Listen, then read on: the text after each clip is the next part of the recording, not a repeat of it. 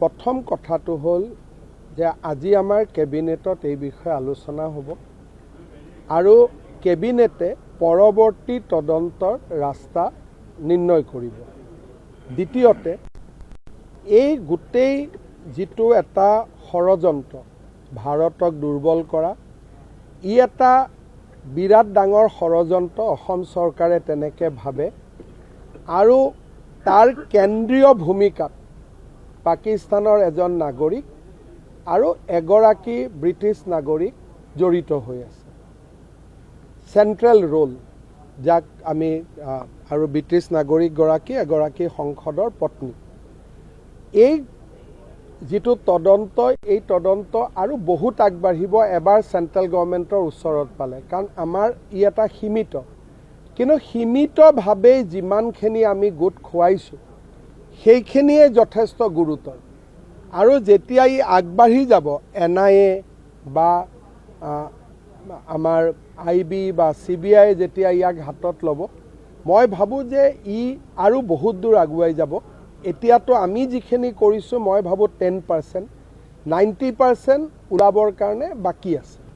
মোৰ দলটো এইটো কোনো পলিটিক্স নহয়, এইটো ৰাষ্ট্ৰীয় সুৰক্ষাৰ কাৰণে আমি কৰা এটা তদন্ত। মই ভাবোঁ যে ইয়াৰ পৰা পলিটিক্সত কিবা ইম্পেক্ট পৰিব নপৰিব সেইটো গৌণ। ৰাষ্ট্ৰৰ সুৰক্ষাটোৱে হৈছে মুখ্য, গতিকে ৰাষ্ট্ৰৰ সুৰক্ষাৰ কাৰণে আমি কাম কৰিছোঁ। গৌৰৱ গগৈ ডাঙৰীয়াৰ 2-4টা বক্তব্য, যেনেকৈ আপোনালোকৰ লোকেল TV চেনেলবিলাকত তেওঁ ইণ্টাৰভিউ দিছিল এটা সময়ত, যিমানবিলাক তথ্য দিছিলে গোটেই তথ্যবিলাক ভুল।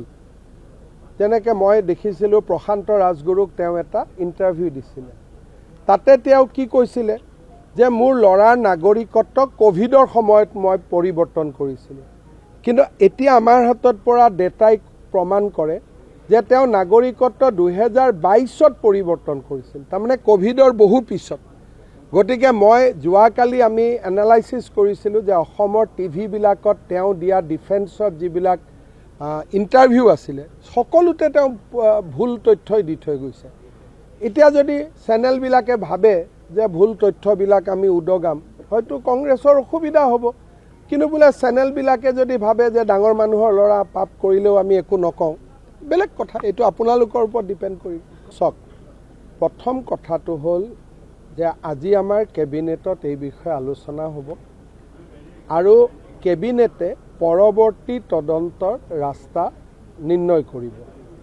দ্বিতীয়তে এই গোটেই যিটো এটা ষড়যন্ত্ৰ ভাৰতক দুৰ্বল কৰা, ই এটা বিৰাট ডাঙৰ ষড়যন্ত্ৰ অসম চৰকাৰে তেনেকৈ ভাবে আৰু তাৰ কেন্দ্ৰীয় ভূমিকাত পাকিস্তানৰ এজন নাগৰিক আৰু এগৰাকী ব্ৰিটিছ নাগৰিক জড়িত হৈ আছে। চেণ্ট্ৰেল ৰোল যাক আমি আৰু ব্ৰিটিছ নাগৰিকগৰাকী এগৰাকী সংসদৰ পত্নী। এই যিটো তদন্ত, এই তদন্ত আৰু বহুত আগবাঢ়িব এবাৰ চেণ্ট্ৰেল গভৰ্ণমেণ্টৰ ওচৰত পালে, কাৰণ আমাৰ ই এটা সীমিত, কিন্তু সীমিতভাৱেই যিমানখিনি আমি গোট খুৱাইছোঁ সেইখিনিয়ে যথেষ্ট গুৰুতৰ। আৰু যেতিয়া ই আগবাঢ়ি যাব, NIA বা আমাৰ IB বা CBI যেতিয়া ইয়াক হাতত ল'ব, মই ভাবোঁ যে ই আৰু বহুত দূৰ আগুৱাই যাব। এতিয়াতো আমি যিখিনি কৰিছোঁ মই ভাবোঁ 10%, 90% ওলাবৰ কাৰণে বাকী আছে।